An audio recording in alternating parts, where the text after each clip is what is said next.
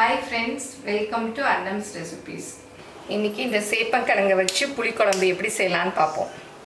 நீங்கள் என்னுடைய பொருட்களை வாங்கணுன்னா கீழே வர்ற வாட்ஸ்அப் நம்பரில் ஒரு ஹாய் போட்டிங்கன்னா எல்லா டீட்டெயில்ஸும் வரும். அதை பார்த்து உங்களுக்கு என்னென்ன பொருள் வேணுமோ அதை நீங்கள் ஆர்டர் பண்ணி வாங்கிக்கலாம். இந்த சேப்பங்கிழங்கு புளிக்குழம்புக்கு சேப்பங்கிழங்கு 1/4 கிலோ அளவு எடுத்து குக்கரில் 2 விசில் வேக விட்டு தோல் உரிச்சிட்டு இந்த மாதிரி ரவுண்டாக கட் பண்ணி வச்சுருக்கேன். சேப்பங்கிழங்கு வந்து இந்த மாதிரி இருக்கும். ஏன்னா நிறைய பேருக்கு சேப்பங்கிழங்கு சேனக்கிழங்கு கொஞ்சம் எண்ணெய் எந்த கிழங்குன்னு, சேப்பங்கிழங்கு வந்து இந்த மாதிரி சின்ன சின்னதாக இருக்கும். கொஞ்சம் கலர் வெள்ளையாக இருக்க மாதிரி இருக்கும். ரொம்ப கருப்பாக இருக்கிறது கருணக்கிழங்கு நறுக்கி வச்சுருக்கேன். அப்புறம் அதுக்கு தேவையான தக்காளி, புளிக்குழம்பு தான் வைக்க போகிறேன். சின்ன வெங்காயம், பூண்டு, கருவேப்பிலை, புளி கொஞ்சம் கரைச்சி வச்சுருக்கேன். அப்புறம் தாளிக்கிறதுக்கு அப்புறம் வந்து சாம்பார் பொடி, மல்லிப்பொடி, கொஞ்சம் குழம்பு திக்காக இருக்கணும் இல்லையா.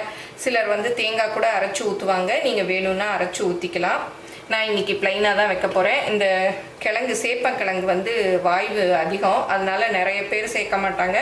கொஞ்சம் நம்ம பெருங்காயம் சேர்த்துட்டோன்னா வாய்வு குறைஞ்சிரும். இது ஜிபிசியோடைய அந்த கிரானியூல் பெருங்காயம், அதுதான் இன்றைக்கி வந்து நான் இந்த குழம்புக்கு போட போகிறேன்.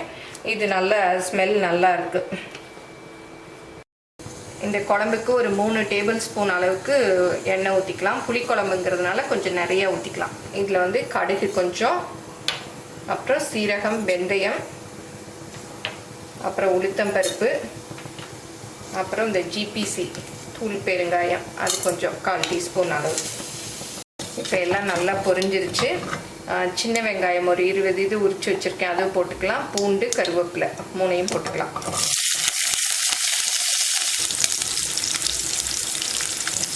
வெங்காயம் பூண்டு நல்லா வதங்கிடுச்சு. தக்காளியும் போட்டுக்கலாம்.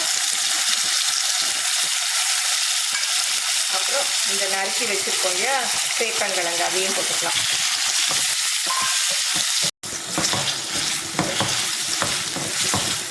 இப்போ எல்லாம் கொஞ்சம் வதங்கிடுச்சு. நம்ம சாம்பார் பொடியெல்லாம் போட்டுக்கலாம். நிறைய பேர் கேட்டிருக்கீங்க குழம்புக்கு வந்து இந்த பொடி தான் போடுறதானே. நான் குழம்புக்கும் சாம்பார் பொடி தான் போடுவேன். எல்லாத்துக்குமே இந்த ஒரு பொடி தான் போடுவேன். 3 ஸ்பூன் அளவு போடுறேன். இது புளிக்குழம்பு இல்லையா, அதனால் திக்காக வரணும். 3 ஸ்பூன் போடுறேன். கொஞ்சம் மல்லிப்பொடியும் போட்டுக்கிறேன். மல்லிப்பொடி போட்டால் புளிக்குழம்பு வந்து நல்லா திக்காக வரும். ஒரு 2 ஸ்பூன் அளவு மல்லிப்பொடி, அப்புறம் இதுக்கு தேவையான உப்பு, அப்புறம் வந்து மஞ்சள் பொடி.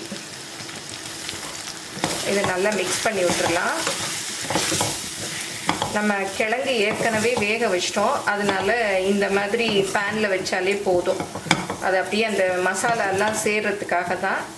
இப்போ புளி கரைச்சி வச்சுருக்கேன் இல்லையா, அதையும் ஊற்றிக்கலாம். உங்களுக்கு குழம்பு எவ்வளோ திக்னஸ் வேணுமோ அந்த அளவுக்கு தண்ணி ஊற்றிக்கலாம். இப்போ நல்லா மிக்ஸ் பண்ணி விட்டுறலாம். நீங்கள் தேங்காய் அரைச்சி ஊற்றுறதா இருந்தால் இந்த ஸ்டேஜில் ஊற்றிக்கணும். நான் இன்றைக்கி இந்த மாதிரி பிளெயின் குழம்பாக தான் பண்ண போகிறேன். நல்லா மிக்ஸ் பண்ணி விட்டுட்டு ஒரு மூடியால் மூடி ஒரு 10 நிமிஷம் வேக விட்டுறணும். நான் மல்லிப்பொடி அரைச்சது எப்போவுமே வந்து ஃப்ரிட்ஜில் தான் வச்சுருப்பேன். ஏன்னா வெளியில் வச்சிட்டோன்னா அந்த ஸ்மெல்லு ஃப்ளேவர் எல்லாம் போயிடும், ஒரு மாதிரி ஆகிடும். நம்ம ஃப்ரிட்ஜில் வச்சுக்கிட்டோன்னா நல்லாயிருக்கும். இப்போ 10 நிமிஷம் ஆச்சு, திறந்து பார்க்கலாம். நல்லா இப்போவே பாருங்கள் எண்ணெய் எல்லாம் அப்படியே ஓரத்தில் வந்திருக்கு. கடைசியாக கொஞ்சம் எண்ணெய் ஊற்றினா இன்னும் குழம்பு நல்லாயிருக்கும். நல்லெண்ணெய் ஊற்ற போகிறேன். இப்போ ஒரு 2லேருந்து 3 ஸ்பூன். நான் இது குட்டி ஸ்பூன்னு, அதனால் இவ்வளோ ஊற்றுறேன். பாருங்கள் தேங்காயெல்லாம் கூட நான் அரைச்சி ஊற்றலை. நல்லா திக்காக இருக்குது பாருங்கள் குழம்பு. அந்த கிழங்கே கொஞ்சம் கரையும் இல்லையா, அது மல்லிப்பொடியெல்லாம் போட்டதுனால நல்லா திக்காக இருக்குது. புளிக்குழம்புக்கெல்லாம் கடைசியில் இந்த மாதிரி நல்லெண்ணெய் ஊற்றி கொதிக்க விட்டோன்னா நல்லா டேஸ்ட்டாக இருக்கும். பாருங்கள் இப்போ நல்லா எண்ணெய் பிரிஞ்சு வந்துருச்சு, நல்லா வெந்துருச்சு. எல்லாமே பார்த்தேன், புளிப்பு, உப்பு, காரம் எல்லாமே கரெக்டாக இருக்குது. அடுப்புலேருந்து இறக்கிடலாம். ஆன்லைனில் என்னுடைய பொருட்களை வாங்கணுன்னா shop.annamsrecipes.com அப்படிங்கிற சைட்டுக்கு போனீங்கன்னா என்னுடைய ப்ராடக்ட் லிஸ்டெல்லாம் இருக்கும். அதில் எது வேணுமோ அதை செலக்ட் பண்ணி நீங்கள் வாங்கிக்கலாம். Credit card, debit card options எல்லாம் இருக்குது. நீங்கள் ஆர்டர் பண்ணி வாங்கிக்கலாம். இப்போ சேப்பங்கிழங்கு புளிக்குழம்பு சூப்பராக ரெடி ஆயிடுச்சு. இதை சாதத்தோடு சாப்பிட்லாம், இட்லி தோசை எது கூட வேணாலும் தொட்டு சாப்பிட்லாம். இந்த கிழங்கை தொட்டுட்டு சாப்பிட்லாம், ரொம்ப சைட் டிஷ் கூட தேவையில்லை.